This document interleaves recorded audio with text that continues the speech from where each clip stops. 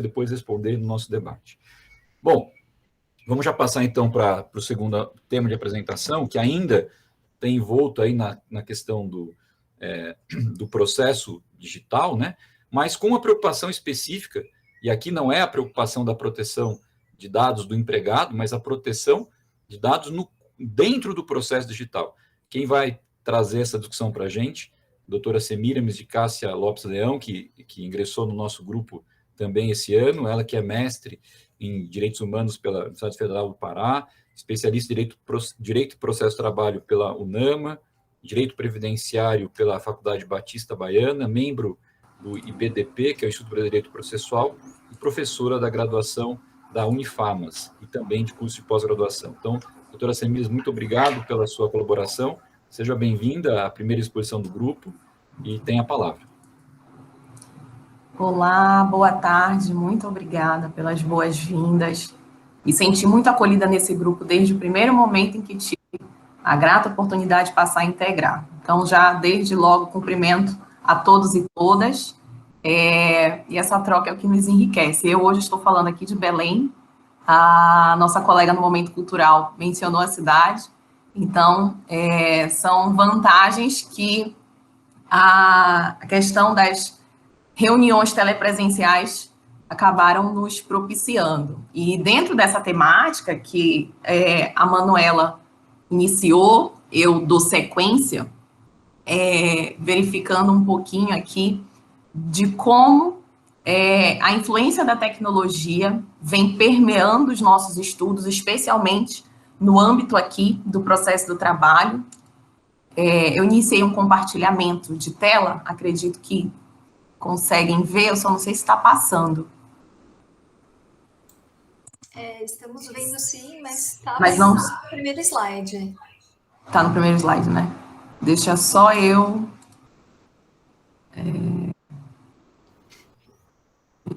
verificar.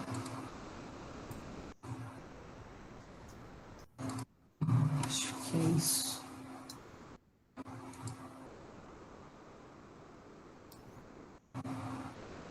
Eu vou iniciar de novo.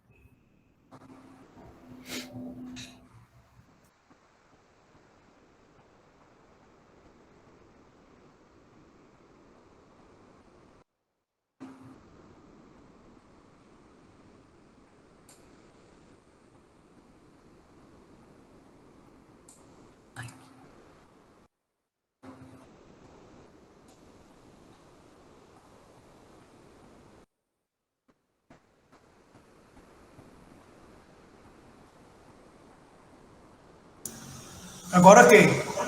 Agora foi. Então, vamos lá. Dentro do que a gente se propôs aqui a conversar rapidamente, né, compartilhar algumas das ilações, algumas das preocupações que, inclusive, foi objeto do nosso artigo, mas para além da reprodução do artigo, algumas reflexões que eu quero compartilhar com vocês, é de que dentro dessa toada da Lei Geral de Proteção de Dados e a influência que ela propicia para o processo, nós temos aqui os inegáveis benefícios que a tecnologia trouxe à sociedade, não é? E esse contexto tecnológico, ele alterou o modo de vida das pessoas, impactando diretamente em diversos setores, e não seria diferente no meio do processo judicial.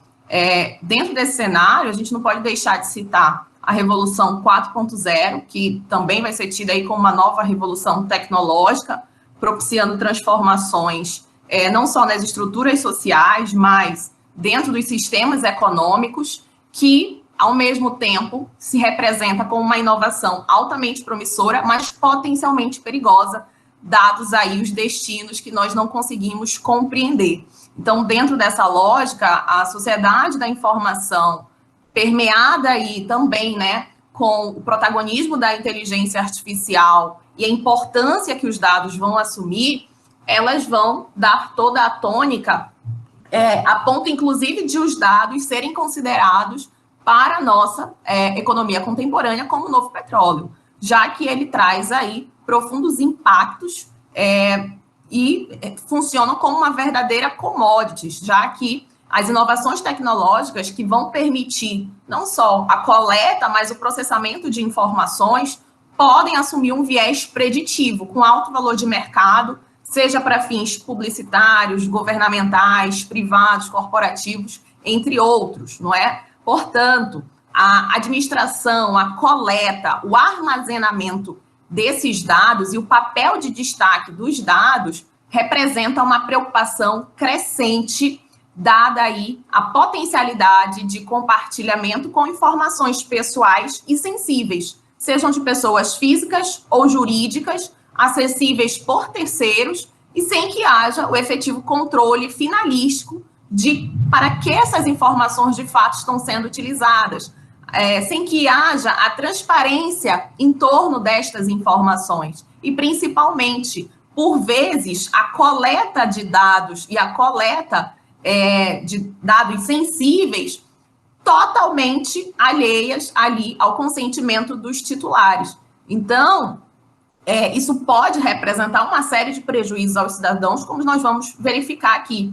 No contexto judicial, esse incremento tecnológico, ele já vem ocorrendo em um processo minimamente desde a lei do PJE, a lei do processo judicial eletrônico, no idos de 2006, que já pretendia, né, justamente esse prestígio de um acesso à justiça, uma economia processual, uma eficiência, mas que por meio da prática de atos ali virtuais, eletrônicos, nós pudéssemos avançar, saindo daquele sincronismo ali de um processo físico, migrando para esse processo digital. Então, dentro dessa mudança de paradigma, como a Manuela, de forma muito competente, trouxe para a gente o juízo 100% digital e algumas destas implicações. Então, vejam que a mudança paradigmática que nós temos aqui em virtude do processo judicial, ela foi aí potencializada dentro do contexto da pandemia. Nós tivemos, então, uma aceleração, um crescimento exponencial a partir da prática de informatização do processo judicial, e isso alcança não somente a virtualização de atos processuais, mas também alcança aí a possibilidade de exposição de informações pessoais e sensíveis, né, com ofensa ao direito fundamental da privacidade em uma escala crescente. Portanto, a utilização do processo digital que dispensa aí o incremento, que dispensa a presença física em fóruns e tribunais, seja ali nas diversas fases e momentos processuais, tem gerado realmente algumas circunstâncias, algumas problemáticas que nem todos conseguimos ainda dimensionar. E é exatamente a partir dessa contínua evolução que nós precisamos refletir, nos deparar com uma série de problemas. Aqui eu cito, por exemplo, a própria situação da utilização da inteligência artificial, que será objeto do painel seguinte com o Ricardo, mas que ainda de forma incipiente já começa a ocupar o lugar de profissionais do direito com a prática de diversas atividades mais simplórias e burocráticas, como a elaboração de uma reclamação trabalhista, de uma petição, sem falar ainda nos desafios aí de decisões por algoritmos. Portanto, este cenário, dentro, especificamente, né, no recorte das demandas judiciais, eles nos chamam ao desafio da implicação para o tratamento de dados e como é que nós podemos resolver isso. Porque, vejam, é no campo da ação judicial que nós teremos amplas operações com esses dados pessoais. E dados pessoais de mais diversas ordens, incluindo, inclusive, aqui, dados sensíveis, biométricos, genéticos, entre outros, detalhando aí informações, sejam de pessoa identificada ou identificável, e por decorrência surge a necessidade de nós controlarmos essa coleta, esse armazenamento, o tratamento e toda a disciplina no acesso aos dados e essas informações por terceiros. É nesse contexto que surge justamente uma preocupação de que a forma como esses dados estão sendo coletados e armazenados, especialmente no campo dos processos judiciais e para o nosso estudo na seara da justiça laboral, da justiça trabalhista, mas quais implicações que o tratamento de dados permite aqui inferir se há ou não uma aparente antinomia dentro dessa lógica, que é o processo publicista, não é? O processo pautado nos princípios processuais constitucionais da publicidade, da transparência, e, de outro lado, não é? Justamente esse direito fundamental a uma proteção de dados. Então, dentro do objetivo do trabalho, nós precisamos exatamente analisar como é que essa sistemática da LGPD pode ou não ser harmonizada à perspectiva da publicidade. E aí, verifiquem, né? A publicidade processual é a regra do nosso ordenamento. Isso vem esculpido não só no nosso artigo 93 da Constituição Federal, quando diz que todos os julgamentos dos órgãos do Poder Judiciário serão públicos e as decisões fundamentadas, mas também a limitação a essa publicidade, com base ali no trâmite em segredo de justiça, pautado no 189 do Código de Processo Civil, em caráter excepcional. Portanto, considerando justamente esse viés publicista, nós teremos aqui atos públicos, provas digitais veiculadas não só ali nos atos, mas na tramitação processual, que podem gerar essa exposição de informações pessoais e sensíveis como a potencial ofensa ao direito de privacidade em escala crescente. Então, reside aqui uma preocupação com o implemento da LGPD relacionado ao processo judicial, e o que ela traz de novo nesse sentido de permitir uma maior adaptação ou conformidade ao tratamento dos dados processuais. E aí eu peço licença de uma forma muito breve para verificar com vocês o artigo 1º da LGPD, que nos coloca que o objetivo é justamente promover esse tratamento de dados pessoais, inclusive nos meios digitais, seja aí por pessoa natural, por pessoa jurídica, de direito público ou privado, visando essencialmente a proteção de direitos fundamentais, de liberdade, de privacidade e o livre desenvolvimento da personalidade da pessoa natural. É com base na LGPD que nós teremos, então, elencados os requisitos para o tratamento desses dados pessoais. O artigo 7º nos aponta requisitos aqui, situações que poderiam, então, haver esse tratamento de dados. E, de cara, eu apresento para vocês, comento aqui a necessidade do consentimento do titular dos dados. A rigor, para que nós possamos coletar, armazenar, tratar esses dados, eu preciso do consentimento. Ressalvado aquelas hipóteses previstas em lei, como é o caso do inciso 3º do artigo 7º da LGPD, que autoriza que, para a administração pública, execução de políticas públicas, realização de estudos, execução de contratos, ou para o exercício regular de direitos em processos judiciais, destaco aqui, ou seja, para estas situações estaria aí dispensada o fornecimento do consentimento. Note-se, dispensado o fornecimento do consentimento. Isto não quer dizer que o tratamento de dados nestas situações, especificamente aqui processos judiciais, possa então ser feita de qualquer modo. Na verdade, o tratamento de dados, ele pode representar diversos mecanismos de controle de violações. Então, aplicar as disposições legais previstas para todas as relações jurídicas em que haja efetivamente esse fluxo de informações pessoais, e sejam elas sensíveis ou não, né, inclui, inclusive, o Poder Judiciário. Na sequência, quando a gente reflete um pouco mais sobre a incidência da LGPD ao processo judicial, a contribuição, o contributo da LGPD, não que já não houvesse, não é uma preocupação, uma atenção em relação aos dados veiculados em processos.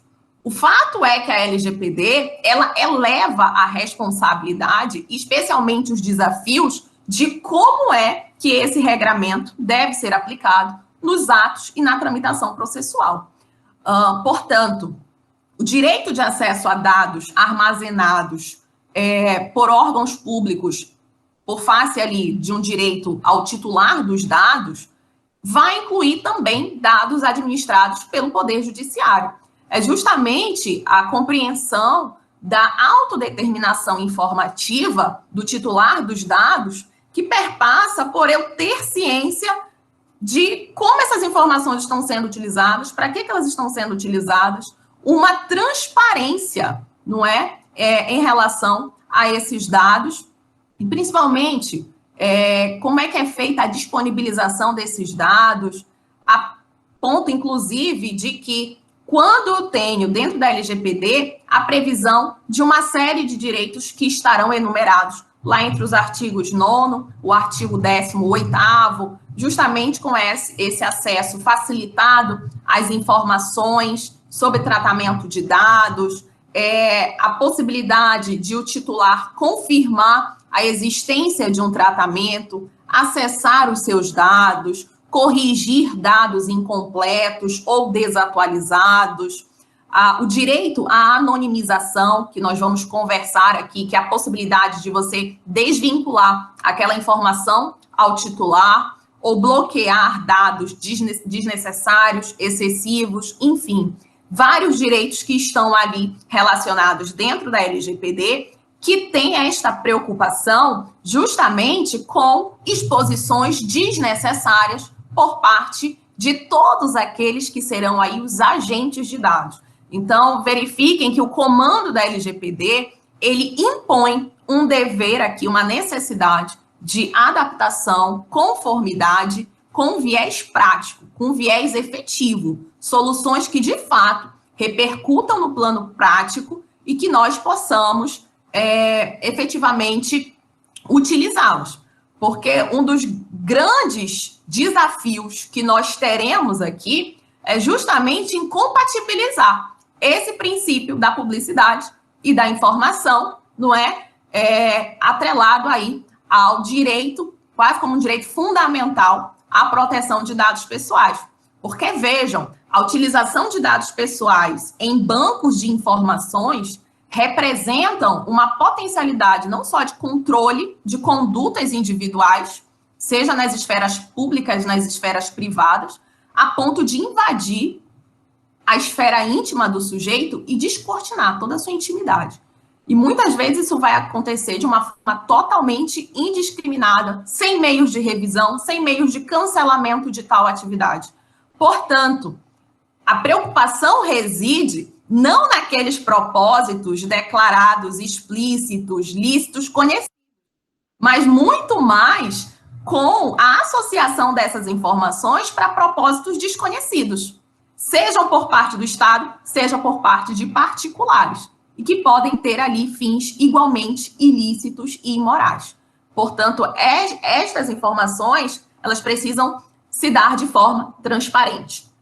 E aí, no processo digital, nós tivemos uma preocupação, não é, de trazer aqui para a exposição, para o debate, como é que esse tratamento de dados ele pode ocorrer.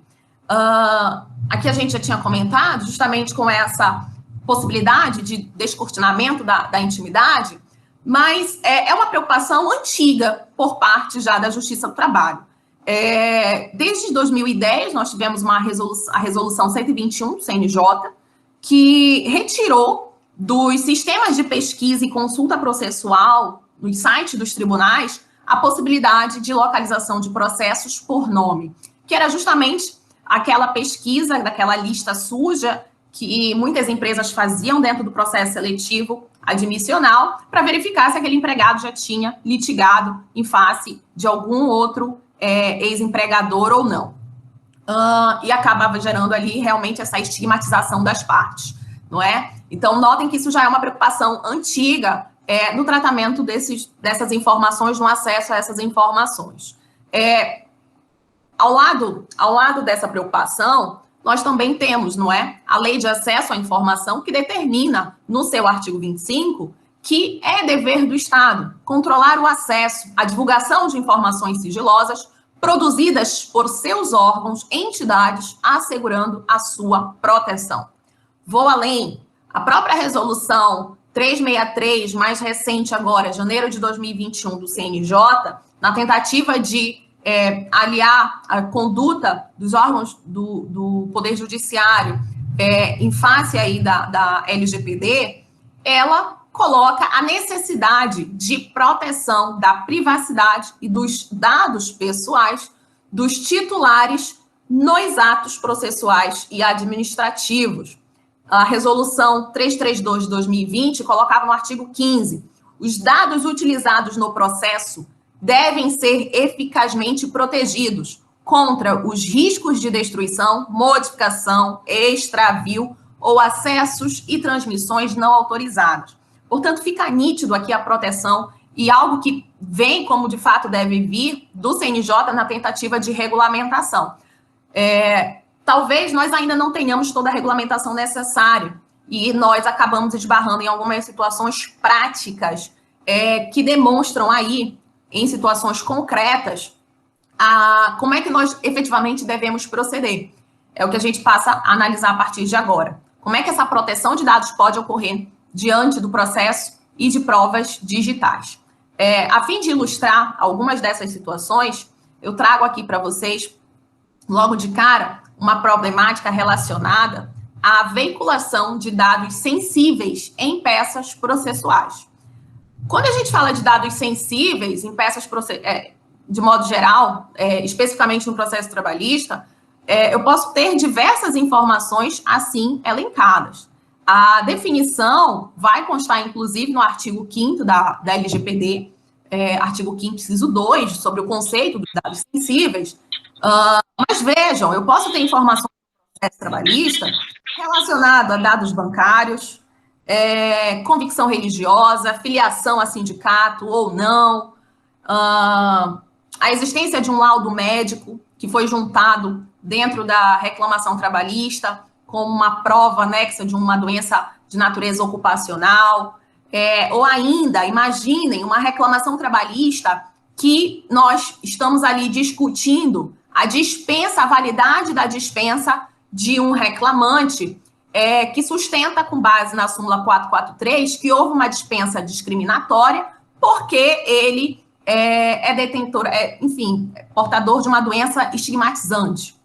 Vejam, as informações relativas a essa doença, quando estejam ali documentadas na reclamação trabalhista, elas representam ou não um malferimento desses dados sensíveis, do direito ali à intimidade por parte desse trabalhador, eventual vazamento destas informações. Então, existe aqui uma preocupação de que modo esses documentos, fotos, laudos periciais, que tenham informações sobre a condição de saúde, a própria vida sexual, um dado genético ou biométrico por parte do reclamante, sejam alvo aqui de um tratamento mais cuidadoso.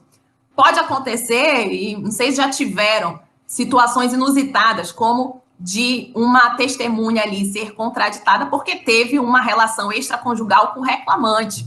Então, de tudo pode ocorrer numa audiência de instrução. E diante de casos como esses dados eles não podem correr de modo aí sem um controle de acesso. Que tipo de soluções nós teríamos para isso, então? Deveria, então, o juiz atribuir sigilo ao processo como um todo? Mera indisponibilização dos documentos específicos ali? Ou mecanismos de anonimização dos dados para que nós não tenhamos a identificação do titular daquelas informações veiculadas? São algumas problemáticas. Não estou aqui para respondê-las. Quero compartilhar com vocês. Na sequência, dados sensíveis. Opa, aqui. Dados sensíveis. Acho que o meu slide não está indo, mas dados sensíveis na execução. É a proposta do que a gente tem aqui nesse segundo momento. A gente sabe que a Justiça do Trabalho hoje, inclusive em busca da efetividade da execução trabalhista, passa a congregar uma série de ferramentas em busca de pesquisa patrimonial por parte do executado, a ponto de coletar informações que podem devastar a vida financeira do executado. Temos aí a própria própria possibilidade hoje do Cisbajude, do Infojude, Renajude. Pois bem, uma série de informações que, dentro dessa pesquisa, pode acessar dados pessoais do executado sem a sua autorização, a ponto, inclusive, de revelar saldo bancário, enfim. Por vezes, essas informações podem ocorrer, inclusive, numa execução ex officio, como é um traço característico do processo de trabalho. E diante do objeto aqui processual, do bem jurídico da vida pleiteado, que é a satisfação do crédito trabalhista, isso se revela como uma medida razoável, legítima, necessária ao fim pretendido. Fato é que os direitos do executado não podem ser ali simplesmente desconsiderados para todos os efeitos. Então, aqui impõe-se novamente um novo óbice. De que maneira é possível resguardar que os interesses desse devedor, a proteção da intimidade aqui, dos dados desse devedor, possa aí ser respeitado, certo? Então, restringir novamente os documentos e as informações com um sigilo parcial, um sigilo total atribuído, restringir o acesso de sujeitos ao processo apenas aos serventuários da justiça, partes, advogados, são aqui algumas medidas que poderiam aí conter o vazamento indevido. Uma outra temática problemática que nós tivemos com as audiências telepresenciais, justamente aqui, em torno da possibilidade de você ter ali a gravação de áudio e vídeo por parte dos participantes da audiência. Nós assistimos, durante a pandemia, diversos compartilhamentos de situações inusitadas, que caberia aí uma palestra só para a gente, quase um talk show. Fica até a sugestão para o momento cultural, talvez, do nosso próximo encontro, né? As situações inusitadas que nós tivemos nas sessões telepresenciais, de toda a ordem. Pois bem, diante destas captação de imagem, voz dos partícipes dos atos. Nós também vimos viralizar prints, nós vimos viralizar aí trechos destas audiências, compartilhamento de forma ampla e excessiva, envolvendo ali e gerando uma exposição dos sujeitos processuais. Como nós poderíamos, então, atribuir limites a isso, não é? Será que esse nível de compartilhamento excessivo pode ali gerar uma espetacularização, por vezes, do ato processual, seja ali numa crítica positiva, numa crítica negativa, mas, às vezes, essa exposição excessiva, ela gera um dano muito maior do que o próprio fato litigioso do processo. Portanto, reside aqui uma grande preocupação em impor limites a essa difusão do conteúdo processual. Sugestões, não é? Que pudéssemos ter a reprodução online desses vídeos e um serviço de streaming, mas sem que haja a possibilidade de download ou que existam meios que promovam a identificação do usuário que estiver assistindo ao vídeo. Então, o CPF, que fica ali rolando na tela, como as videoaulas, elas propiciam. Então, seria aqui uma tentativa de tentar minimizar os riscos de vazamento. E, por último, só para que a gente possa aqui fechar rapidamente, as situações relacionadas às provas digitais. As provas digitais, no âmbito do processo digital, elas podem ser aquelas que ou sejam produzidas por um mecanismo digital probatório, tá? A exemplo de uma interceptação telefônica, ou porque eu também posso estar falando de um conteúdo ali deduzido em um meio digital, como um print de tela relacionado a uma conversa em um aplicativo de mensagens ou de uma rede social. O fato é que hoje as provas digitais, elas permeiam de uma forma notadamente precisa os processos eletrônicos, e a gente precisa, então, também ter aí uma atenção relacionada a isso. E, recentemente, nós passamos a ver algumas decisões que permitiram a realização de perícias algorítmicas como forma de tentar reconhecer o vínculo de emprego ou não. Não vou entrar no mérito, efetivamente, da perícia para verificar se ela é suficiente ou não para fins de prova da subordinação, do controle exercido pelo algoritmo dentro daquela relação. O fato é que a realização dessa perícia como um mecanismo processual, um mecanismo probatório, ela pode malferir também informações sensíveis da pessoa jurídica, no caso aqui da plataforma de transportes aí por aplicativo, na medida em que a realização dessa perícia, ela pode violar um segredo industrial, que é justamente o que reverte o código-fonte situado no aplicativo. Então, residem aqui também problemáticas em torno disso.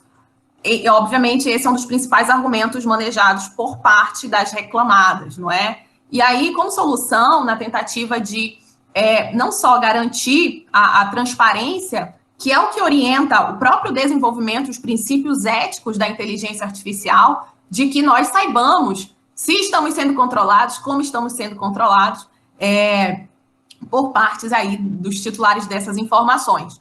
Mas a possibilidade de que seja decretado o segredo judicial para os atos de perícia tem permitido, especialmente com base em mandado de segurança, de que ocorra a manutenção do meio probatório e a realização sem prejuízo à propriedade intelectual.